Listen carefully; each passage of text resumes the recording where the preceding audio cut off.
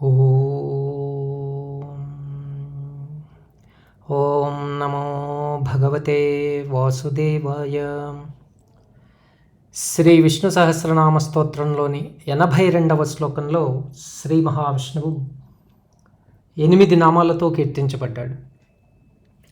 చతుర్మూర్తిర్చతుర్బాహుశ్చతుర్వ్యూహశ్చతుర్గతి చతురాత్మా చతుర్భావశ్చతుర్వేద విదేకపాత్. చతుర్మూర్తి పరమాత్మ రూపరహితుడు, తత్వసంపన్నుడు, సర్వవ్యాపకుడు. వ్యాపకత్వ గుణముచే పరమాత్మను 4 మూర్తులుగా గుర్తించారు మహర్షులు. మొదటిది సర్వసమిష్టి జగద్రూపం, అదే విరాట్ రూపం. రెండవది జగన్మయ రూపం, అదే సూత్రస్వరూపం. మూడవది జగత్తుకు మూల తత్వరూపం, అదే అవ్యాకృతం. ఇక 4వది విశ్వాతీత రూపం, అంటే అదే తురీయం. 4 యుగములలో 4 వర్ణములలో వ్యక్తమయ్యేవాడు పరమాత్మ. కృతయుగంలో తెలుపు, త్రేతాయుగంలో ఎరుపు, ద్వాపర యుగంలో ఆకుపచ్చ, కలియుగంలో నలుపు.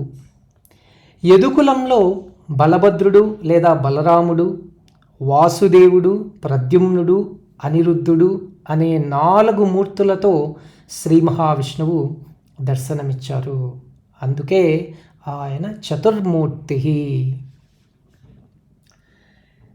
తదుపరి నామం చతుర్బాహు.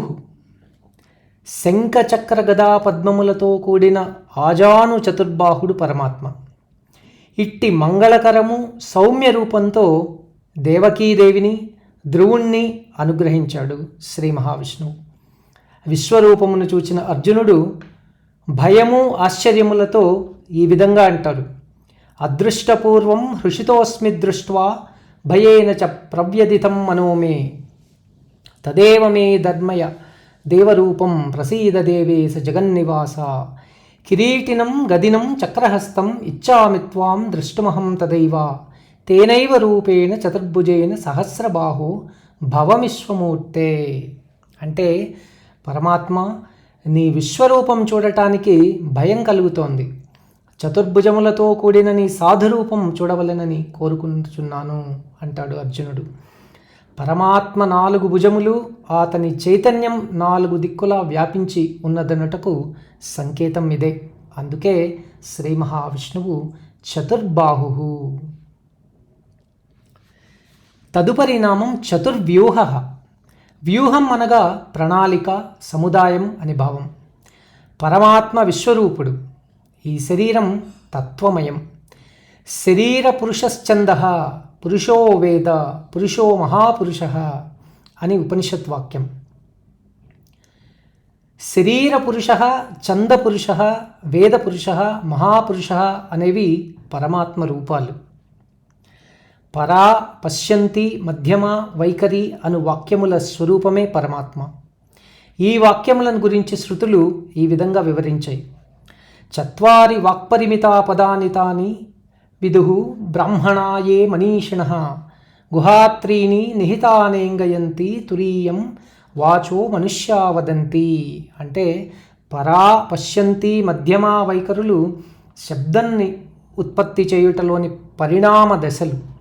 శబ్దం సంకల్పంతో ప్రారంభమై నాదం, భావం, అసంపూర్ణ అక్షరత్వం, సంపూర్ణ భాష అను దశకు చేరుతుంది. మెదడు నుండి సంకల్పం కలుగుతుంది. ఆ సంకల్పం చైతన్యంతో చేరి మెరుపు వేగంతో మూలాధారం చేరుతుంది. అచ్చట ప్రాణవాయువు, అగ్నితత్వములతో కలిసి సంకల్పం నాదంగా మారుతుంది. ఈ నాద రూపమే పరావాక్కు. అది అవ్యక్తం. శ్రీచక్రంలోని బిందువే పరావాక్కు. నాదంగా మారిన సంకల్పం స్వాధిష్టానం చేరి భావదశకు చేరుతుంది. సంకల్పమునకు తగ్గ భావ నిర్మాణం అక్కడ జరుగుతుంది. మనస్సు చేత గుర్తించబడుతుంది.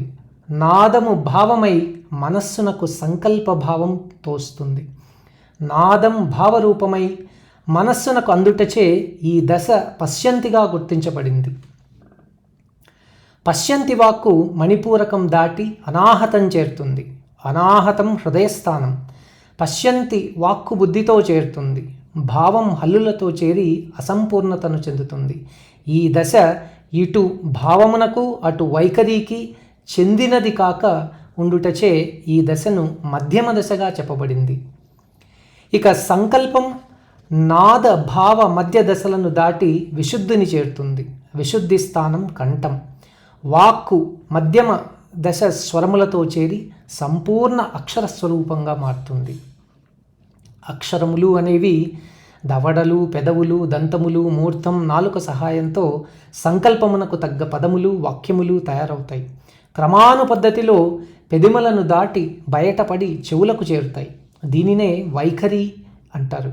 ఈ రీతిగా ఒక సంకల్పం పరా, పశ్యంతి, మధ్యమ వైఖరీలుగా పరిణామం చెందుచూ మారుతుంది. ఇది నిరంతరం జరుగుతూ ఉంటుంది. ఇదే మనలోని వాక్యంత్రం. ప్రకృతిలో శిలలందు పరావాక్కు, చెట్లలో పశ్యంతి వాక్కు, జంతు పక్షులలో మధ్యమ వాక్కు, మానవులలో ఈ 4 వాక్కులు కలవు. తదుపరి నామం చతుర్గతి. పరమాత్మను చేరు మార్గములు 4, అనగా ఈ 4 విధములు పరమాత్మను పొందవచ్చును. సాలోక్యం అంటే లోకమనగా ధ్యాస, సదా పరమాత్ముని యందే ధ్యాసను కలిగిండుటయే సాలోక్యం. సారూప్యం పరమాత్మని రూపనామములను నిరంతరం తలచుట, ధ్యానించుటయే సారూప్యం. 3వది సామీప్యం, నిరంతరం పరమాత్మని పాదాల చెంత గడుపుటే సామీప్యం. సాయుజ్యం పరమాత్మనిలో కలిసిపోవుట, తాదాత్మ్యతను చెందుట అన్నవి చతుర్గతులు. చతుర్గతులందు భక్తులను అనుగ్రహించు పరమాత్మ శ్రీ మహావిష్ణువు చతుర్గతిగా పిలువబడ్డాడు. తదుపరి నామం చతురాత్మ. శరీరం లోపల చైతన్యమును ప్రకటించినవి అంతఃకరణాలు, ఆత్మకు సంబంధించినవి సూక్ష్మమైనవి కూడా. మనస్సు, బుద్ధి, చిత్తం, అహంకారములను అంతఃకరణ చతుష్టయములుగా పేర్కొన్నారు. దీనిలో మొదటిది మనస్సు. మనస్సు అనేది రూపం లేనిది, సంకల్ప వికల్పాల సమాహారమే మనస్సు. ఇంద్రియాలను ప్రేరేపిస్తుంది. ఇంద్రియాలను వాటి వాటి వ్యాపారములందు ప్రవర్తింపజేయునది మనస్సే. మనస్సు అనేది లేనిచో ఇంద్రియములు చైతన్యరహితాలు, అవి జడములు. కావున ఇంద్రియములు మనస్సుపై ఆధారపడి పనిచేస్తాయి. కానీ మనస్సు ఇంద్రియాలపై ఆధారపడక స్వతంత్రమైంది. ఇంద్రియ వర్గము నుండి మనస్సును వెనుకకు మరల్చుటయే దమంగా యోగులు గుర్తించారు. ఇక బుద్ధి, మనో ఇంద్రియములను చలించకుండా ఎక్కడైతే స్థిరంగా ఉంటాయో దానినే బుద్ధి అన్నారు యోగులు. నిశ్చయాత్మకమైన మనోస్థితినే బుద్ధి అన్నారు పెద్దలు. గత జన్మల కామేచ్ఛ ప్రభావమే వర్తమాన జన్మ బుద్ధికి కారణం. గత జన్మ సంస్కారాల ప్రాబల్యం ప్రకృతి సిద్ధంగా, వర్తమాన జన్మ సహజ సిద్ధ ఇష్టాలుగా మారునని తత్వశాస్త్ర అభిప్రాయం. కావున దీనిని కొద్దిగా ఆలోచన చేస్తే రాగద్వేషాలు నశిస్తాయి. ఈ ఆలోచన క్రమమే వివేకం. దీనినే ఇంద్రియ నిగ్రహము, శమము అని కూడా అన్నారు. ఇక 3వది చిత్తం. చలించే మనస్సును వివేకం చేత కట్టడి చేయునది బుద్ధి. ఈ బుద్ధి ముందుకు కదిలిన ఆత్మస్ఫురణ, స్ఫూర్తికలు కలుగుతాయి. దాని స్థాయినే చిత్తంగా గుర్తిస్తారు. అట్లు కాక వెనకకు మరలిన ప్రపంచంగా గుర్తించారు. ఇక 4వది అహంకారం. బుద్ధి అందలి వివేకం జ్ఞానంగా మారి మనోబుద్ధుల నుండి ఇదం ప్రవృత్తిని ప్రకాశింపజేయుచున్నదో అదియే ఆత్మగా తెలియజేయున్నది అహంకారం. అనగా వివేకం జ్ఞానంగా ప్రకాశించి మనోబుద్ధీంద్రియాలని చైతన్యవంతం చేయునది ఆత్మ అని గ్రహించు స్థాయి అహంకారం. అహం అనగా నేను. పరమాత్మ మనస్సు, బుద్ధి, చిత్తము. అహంకారం అనే అంతఃకరణ చైతన్య స్వరూపుడేగాక జాగ్రత్, స్వప్న, సుషుప్తి అను 3 అవస్థలలో ప్రకటితమై తురీయంలో తన్ను తానుగా ప్రకాశించు తత్వస్వరూపుడు పరమాత్మ. జాగ్రత్తావస్థ అంటే నేత్రాదులు, ఇంద్రియాలు. ఈ ఇంద్రియములందు వెనుకల ప్రపంచం, మనస్సు కలవు. మనస్సు చేత ఇంద్రియాలు చైతన్యవంతమై ప్రపంచ విషయాలందు ప్రవర్తిస్తూ ఉన్నాయి. ఈ రీతిగా ఇంద్రియాలు ప్రపంచ విషయములందు ప్రవర్తించుటయే జాగ్రత్తావస్థ. ఇక స్వప్నావస్థ ప్రపంచ విషయములందు ప్రవర్తించు ఇంద్రియ విషయములను మనస్సులో లయం చేయుటయే స్వప్నావస్థ. మనస్సు విషయాలను చింతించుటలోను రమించుటలో సమర్థత గలదు. దేశకాల నియమం లేక తనకు తానే దృశ్యములను కల్పించుకొనగలదు. వాటినే కలలు అంటున్నాం. ఇక సుషుప్తావస్థ. నేత్రాదులు బాహ్యేంద్రియాలు, మనోబుద్ధులు అంతరేంద్రియాలు. ఈ రెండింటినీ బుద్ధిలో లయం చేసినప్పుడు అది శూన్యం. ఆ శూన్యమే తురీయం, ఆత్మస్థానం. ఈ జాగ్రత్త స్వప్న సుషుప్తులను ప్రణవమునకు అనుసంధానం చేసి వివరించుట కలదు. ప్రణవమనగా ఓంకారం. అకార ఉకార మకార నాదముల సంయోగమే ఓంకారం. ప్రణవంలోని మొదటి అక్షరం అకారం, జాగ్రత్తావస్థకు సంకేతం. వైశ్వానరుడను అనిరుద్ధుడు అధిదైవతం. రెండవ అక్షరం ఉకారం, అది స్వప్నావస్థకు గుర్తు. తైజసుడను ప్రద్యుమ్నుడు. మూడవ అక్షరం మకారం, సుషుప్తి అవస్థకు గుర్తు. ప్రాజ్ఞుడను సంకర్షణుడు అధిదైవతం. నాదానికి వాసుదేవుడు ప్రతీక. చతురంతఃకరణాలకు మించి అవస్థాత్రయములకు అతీతమైన ప్రణవస్వరూపుడు అగు శ్రీ మహావిష్ణువు చతురాత్మగా కీర్తించబడ్డాడు. తదుపరి నామం చతుర్భావ. సృష్టిలో మానవ వర్గం జ్ఞాన సాధనకు అనువగు వర్గం, సమూహం. మానవ సమూహమునకు కావలసినవి పురుషార్థములు 4. అవే ధర్మము, అర్థము, కామము, మోక్షం. దీని భావం ధర్మం ప్రధానమైంది.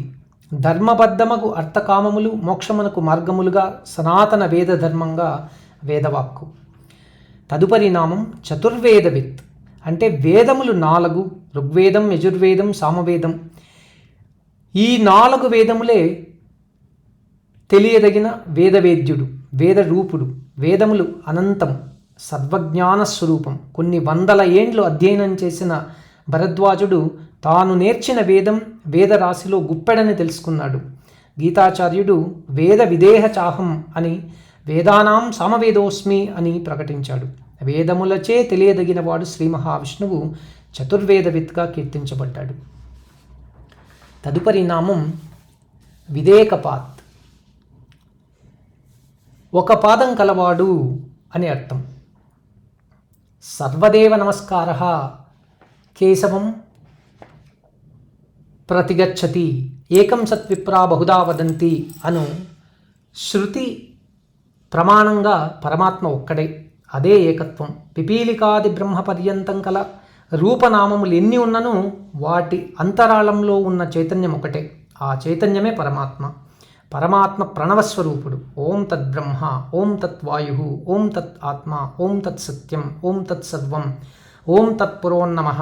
అంతశ్చరతి భూతేషు గుహాయాం విశ్వమూర్తిషు. త్వం యజ్ఞః, త్వం వషట్కారః, త్వం ఇంద్రః, త్వం రుద్రః, త్వం విష్ణుః, త్వం బ్రహ్మః, త్వం ప్రజాపతిః, త్వం తదాపో జ్యోతిః, రసః, అమృతః, బ్రహ్మ, భూహు, భువః, సువః. ఈ క్రమంగా సర్వంలోనూ సమస్తమందు వ్యాపించిన పరమాత్మ ఒక్కడే.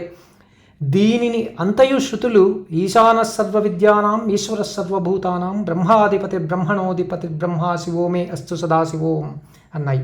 ఈ క్రమంగా సర్వాంతర్యామియగు పరమాత్మ శ్రీ మహావిష్ణువు ఏకపాతుడు. అతనికి నమస్కారములు. చతుర్మూర్తిశ్చతుర్బాహుశ్చతుర్వ్యూహశ్చతుర్గతిః చతురాత్మా చతుర్భావ చతుర్వేద విదేకపాత్.